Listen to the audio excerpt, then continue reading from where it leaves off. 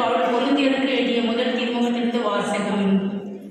சகோதர சகோதரிகளே, நீங்கள் எங்களை கிறிஸ்துவின் ஊழியர்கள், கடவுளின் மறை உண்மைகளை அறிவிக்கும் பொறுப்புடையவர்கள் என கருத வேண்டும்.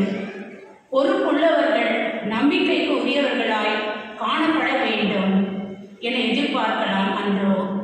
என்னை பொறுத்தமட்டில் எனக்கு எதிராக நீங்களே மக்களின் நீதிமன்றமோ தீர்ப்பளித்ததால் அதை பற்றி சிறிதும் கவலைப்பட மாட்டேன். எனக்கு நானே தீர்ப்பளித்துக் கொள்ளவும் மாட்டேன். எனக்கு எதிராக குற்றம் எதுவும் இருப்பதாக தெரியவில்லை. ஆயினும் நான் குற்றமற்றவனாகி விடமாட்டேன். எனக்கு தீர்ப்பு வழங்குபவர் ஆண்டவர் ஒருவரே. எனவே குறித்த காலம் வரும் முன், அதாவது ஆண்டவரின் வருகைக்கு முன் யாருக்கும் தீர்ப்பளிக்க வேண்டாம். அவரே இருளில் மறைந்திருப்பவற்றை வெட்ட வெளிச்சமாக்குவார். உள்ளங்களின் நோக்கங்களை வெளிப்படுத்துபவர். அப்பொழுது ஒவ்வொருவரும் கடவுளிடமிருந்து பாராட்டு பெறுவர். இது ஆண்டவர் வழங்கும் அருள்வாக்கு. பல்லவி. நேர்மையாளருக்கு மீட்பு ஆண்டவரிடமிருந்து வருகிறது. நேர்மையாளருக்கு மீட்பு ஆண்டவரிடமிருந்து வருகிறது. ஆண்டவரை நம்புவோர் நலமானதை செய்.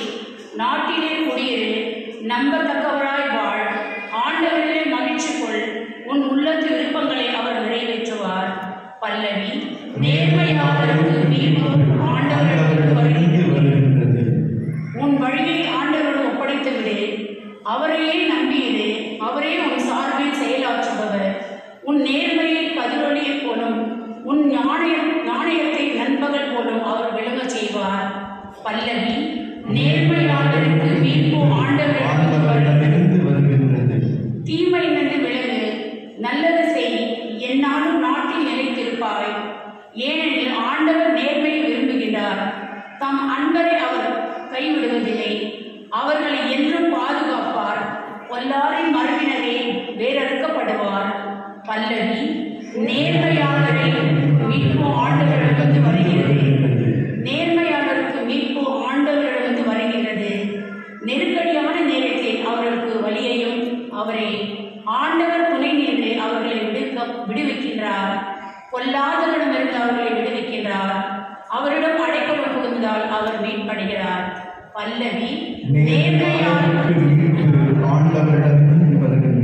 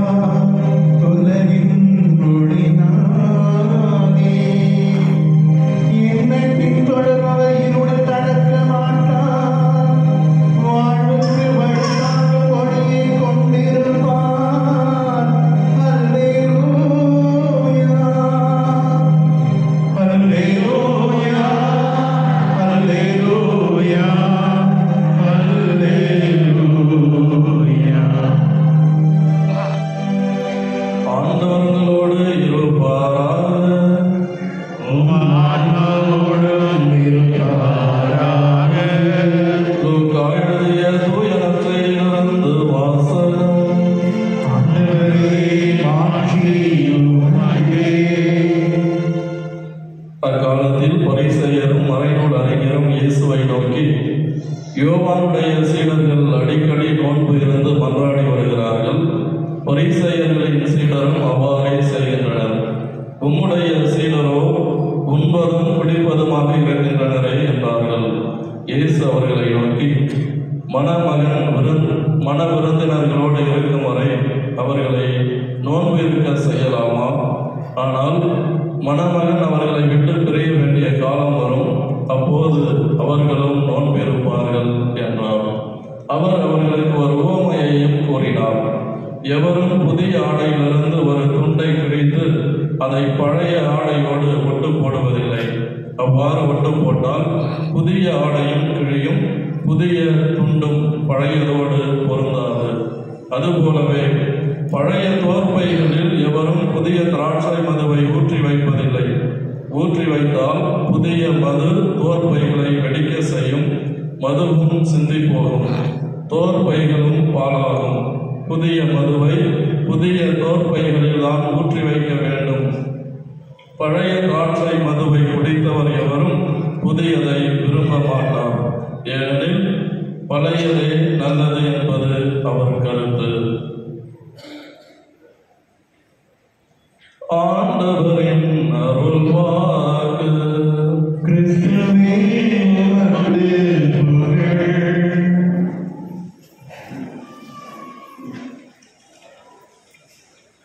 இயேசு கிறிஸ்துவில் அன்பார்ந்த சகோதர சகோதரிகளே, புனித அன்னை கன்னிமரியாளினுடைய பிறப்பு விழாவை கொண்டாட தயாரித்துக் கொண்டிருக்கின்ற இந்த நாட்களிலே இன்று நாம் அன்னை கன்னிமரியாள் நம்முடைய மகிழ்ச்சியின் ஊற்று என்று சிந்தித்து பார்க்க அழைக்கப்படுகின்றோம்.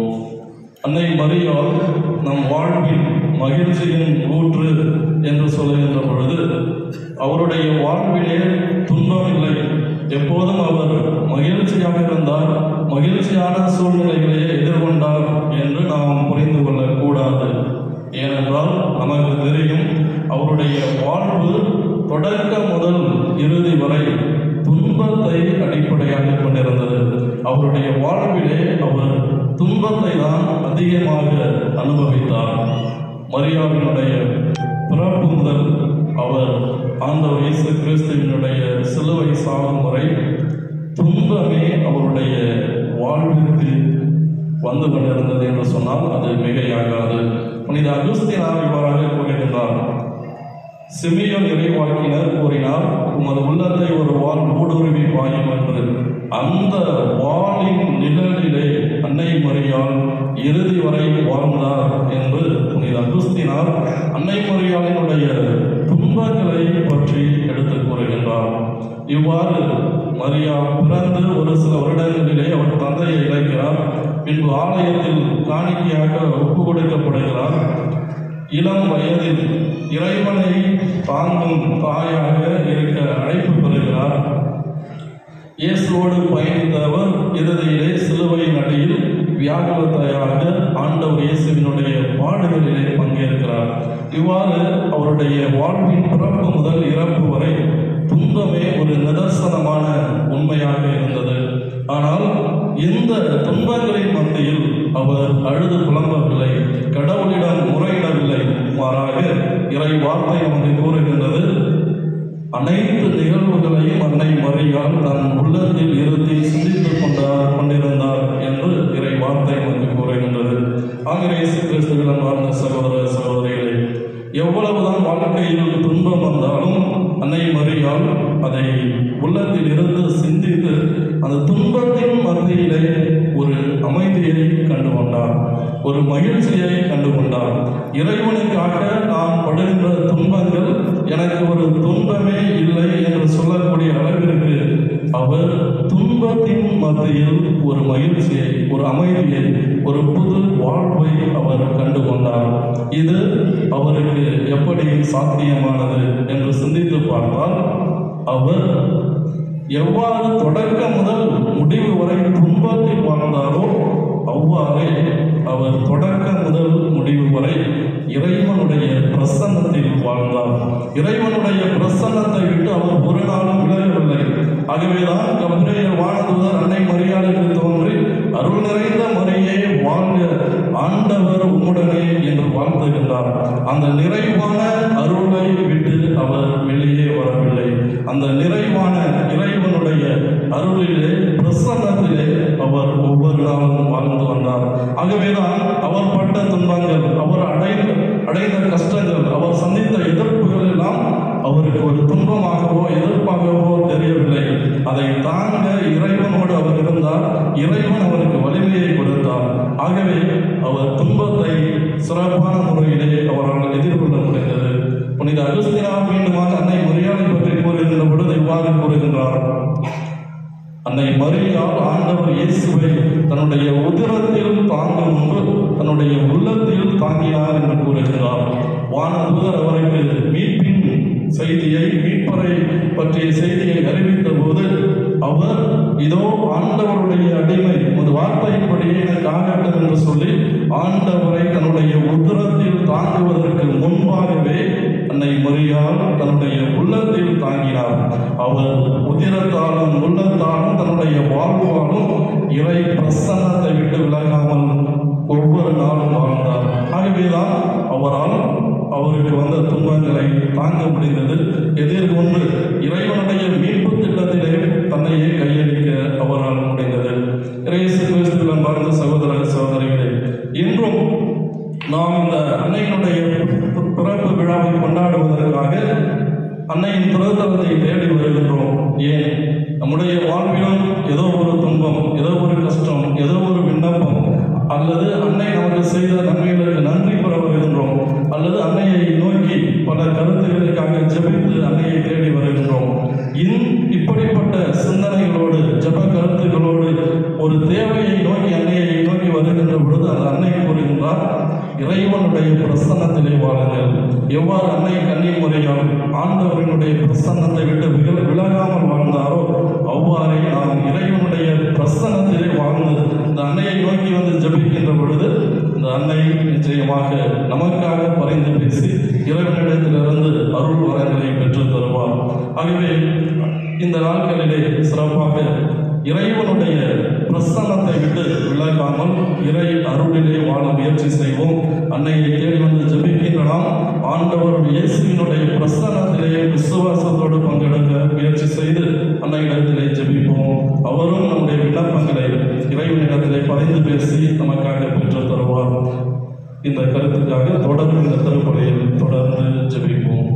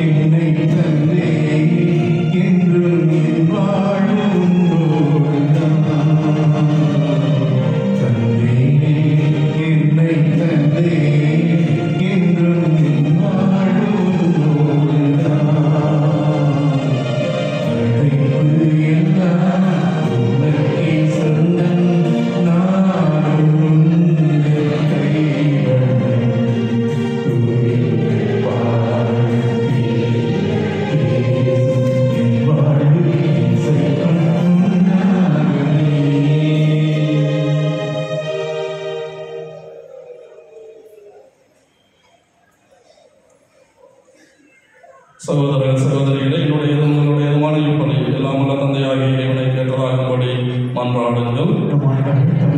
புகழ்ச்சிக்காகவும் ஆட்சிக்காகவும் நமது நன்மைக்காகவும் புனித திருவை அனைத்தின் நலனுக்காகவும் உமது கையில் பணியை ஏற்றுக்கொள்வாராக.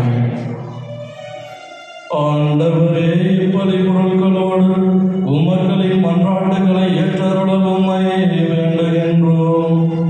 இவ்வாறு உம்முடைய திருமகனின் தாயார் புனித மரியாவின் பரிந்துரையால் எந்த ஒரு மன்றாட்டும் புறக்கணிக்கப்படாமலும் எந்த ஒரு வேண்டலும் வீணாகாமலும் இருப்பனவாக எங்கள் ஆண்டவர் ஆகிய கிறிஸ்து வழியாக உம்மை மன்றாடுகின்றோம். ஆண்டவர் உங்களோடு இருப்பாராக. எழுப்புங்கள்.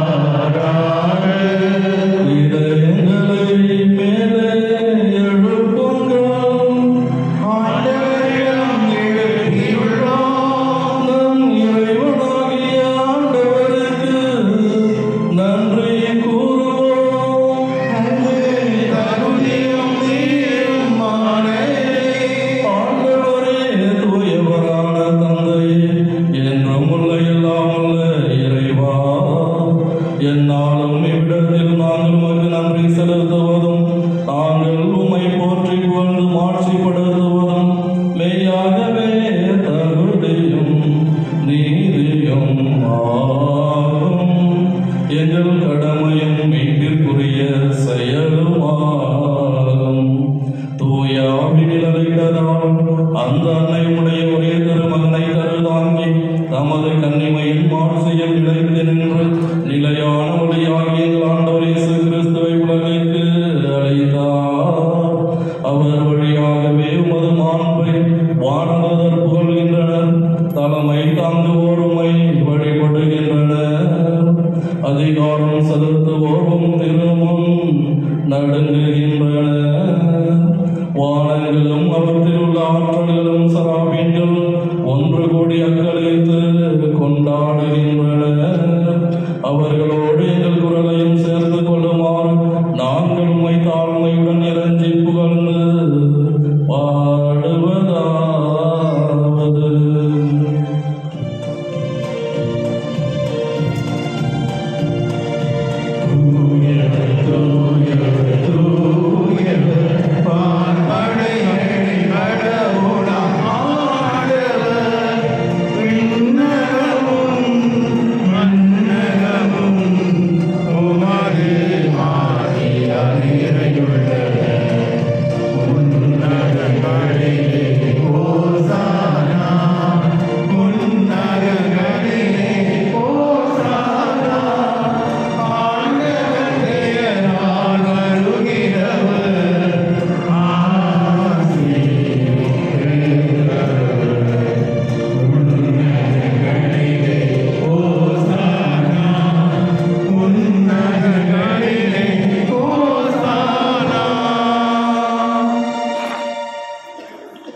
ஆண்டவரே மெய்யாகவே தூயவர், தூய்மை அனைத்திற்கும் ஊற்று.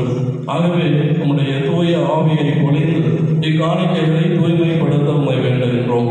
இவ்வாறு எங்கள் ஆண்டவர் இயேசு கிறிஸ்துவின் உடலும் இரத்தமுமாக எங்களுக்கு இவை மாறுபனவாக. அவர் பாடுபட உளம் கணிந்து தம்மை கையளித்த போது அப்பத்தை எடுத்து நன்றி செலுத்தி அதை பிட்டு தம் சீடர்களுக்கு அழைத்து அவர் கூறியதாவது: அனைவரும் இதிலிருந்து பெற்று உண்ணுங்கள், ஏனெனில் இது உங்களுக்காக கையளிக்கப்படும் என் உடல்.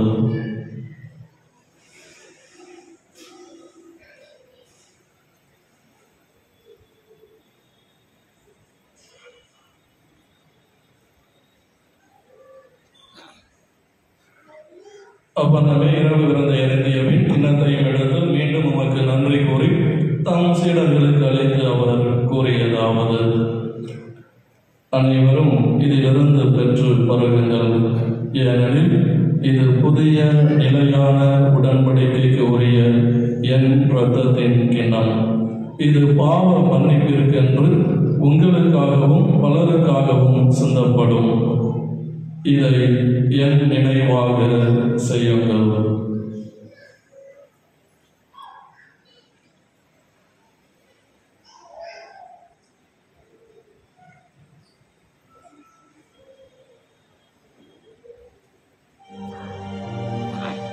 நம்பிக்கையின் மறைபொருள். ஆண்டவரே, நீர் வருமளவும் உமது இறப்பினை அறிக்கையிடுகின்றோம்.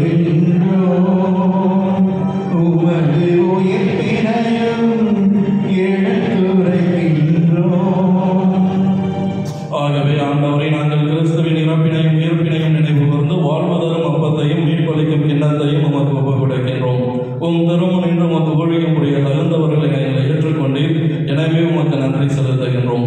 மேலும் கிறிஸ்துவின் உடலிலும் இரத்தத்திலும் பங்கு கொள்ளும் எங்களை தூய ஆவியார் ஒன்று சேர்க்க வேண்டும் என உம்மை தாழ்மையுடன் மன்றாடுகின்றோம். ஆண்டவரை உலகெங்கும் புறமே இருக்கும் உமது திரு அவையை நினைவு கூர்ந்தருளும். எங்கள் திருத்தந்தை பிரான்சிஸ், எங்கள் ஆயர் பீட்டர் மச்சாடோ மற்றும் இணை ஆயர்கள், எல்லா திருநிலையினர் ஆகிய அனைவரோடும் உமது திரு அவை அன்பில் நிறைவு பெற செய்தருளும். மேலும் உயிர் தரும் எதிர்நோக்குடன் துயில் கொள்ளும் எங்கள் சகோதர சகோதரிகளையும் இறந்தோர் அனைவரையும் இரக்கத்துடன் நினைவு கூர்ந்து உமது திருமுக ஒளியினுள் ஏற்றருளும். எங்கள் அனைவர் மீதும் இரக்கமாயிரும். கடவுளின் கன்னித்தாயான புனித மரியா, அவருடைய கணவரான புனித யோசேப்பு, புனித திருத்தூதர்கள், இவ்வுலகில் மக்கள் உகந்தவராயிருந்தவராகிய புனிதர் அனைவருடனும் நாங்கள் நிலை வாழ்வில் பங்கு கொள்ளும் தகுதி பெற்று உம் திருமகன் இயேசு கிறிஸ்து வழியாக உம்மை புகழ்ந்தேத்தும் வரமருள உம்மை மன்றாடுகின்றோம்.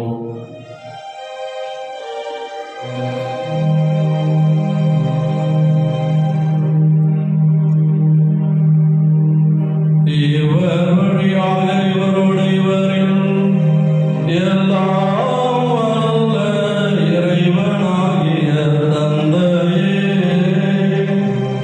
தூய ஆவியாரின் ஒன்றைப்பில் எல்லா புகழும் மாட்சியும் என்றென்றும் உமக்கு உரியதே.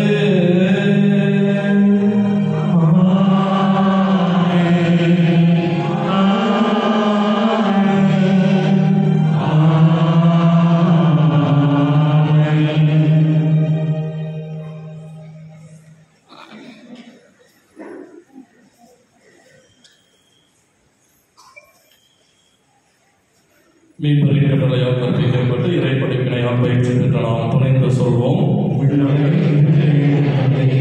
உமது பெயர் தூயது என போற்றுக. உமது ஆட்சி வருக. உமது திருமணம் வீடுலகில் நிறைவேறுவது போல மண்ணுலகிலும் நிறைவேறுக. எங்கள் அன்றாட உணவை இன்று எங்களுக்காக தாரும். எங்களுக்கு எதிராக குற்றம் செய்வோரை நாங்கள் மன்னிப்பது போல எங்கள் குற்றங்களை மன்னியும். எங்களை சோதனைக்கு உட்படுத்தாதேயும், தீமைகளை விட்டு ஆண்டவரே, தீமை அனைத்திலிருந்து எங்களை விடுவித்து எங்கள் வாழ்நாளில் அமைதியை கரைவுடன் அருள உம்மை மன்றாடுகின்றோம். உமது இரக்கத்தின் உதவியால் நாங்கள் பாவத்திலிருந்து எப்போதும் விடுதலை பெற்று யாதொரு கலக்கமின்றி நலமாயிருப்போமாக. நாங்கள் எதிர்நோக்கி இருக்கும் பேரிடத்திற்காகவும் எம் மீட்பராகிய இயேசு கிறிஸ்துவின் வருகைக்காகவும் காத்திருக்கின்றோம். ஆண்டவர் இயேசு கிறிஸ்துவே, அமைதியை உங்களுக்கு விட்டு செல்கின்றேன், என் அமைதியையே உங்களுக்கு அளிக்கின்றேன் என்றும் திருத்தூதர்களுக்கு மொழிந்தீரே. எங்கள் பாவங்களை பாராமல் உமது திரு அவையின் நம்பிக்கையை கண்ணோக்கி உமது திருவுளத்திற்கு ஏற்ப அதற்கு அமைதியையும் ஒற்றுமையையும் அளித்தருள்வீராக. என்றென்றும் வாழ்ந்து ஆட்சி செய்கின்றவர் நீரே. ஆண்டவருடைய அமைதி உங்களோடு என்றும் இருப்பதாக. ஆண்டவர் இயேசு தருகின்ற அமைதியை ஒருவர் மற்றவரோடு பகிர்ந்து கொள்வோம்.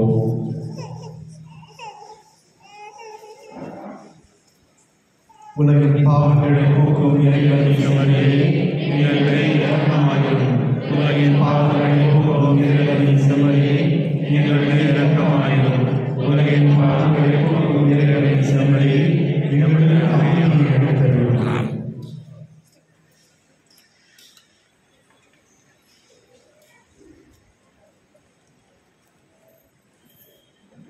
இதோ இறைவனின் செம்மறை, இதோ உலகின் பாவங்களை போக்குபவர்.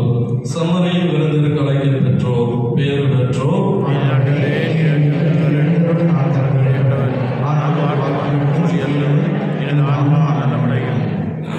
இப்பொழுது வழங்கப்படுகிற இவ்வியர்களுடைய நல்ல பாவ சங்கீதனம் செய்து தங்களையே தயாரித்துள்ள கத்தோலிக்க கிறிஸ்தவர்கள் மட்டுமே பெற்றுக்கொள்ளலாம். பிற மதத்தை சேர்ந்தவர்கள், பிற கிறிஸ்தவ பிரிவை சேர்ந்தவர்கள் நன்றி வாங்க முன் வர வேண்டாம் என உங்களை பணிவோடு கேட்டுக்கொள்கிறோம்.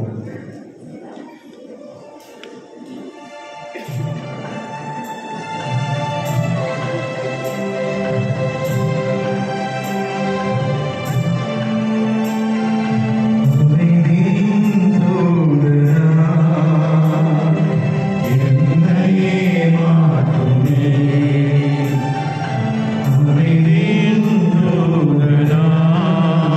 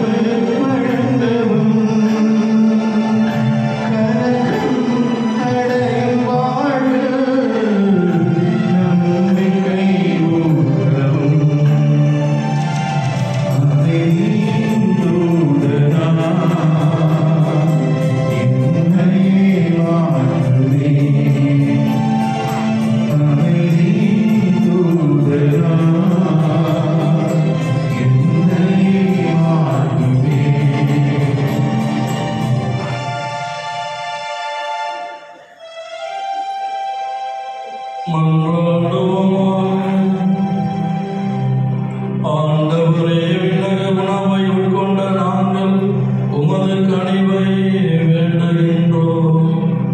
என்றும் கன்னியான புனித மரியாவின் நினைவு கொண்டாட்டத்தில் மகிழ்வுறும் நாங்கள் அதை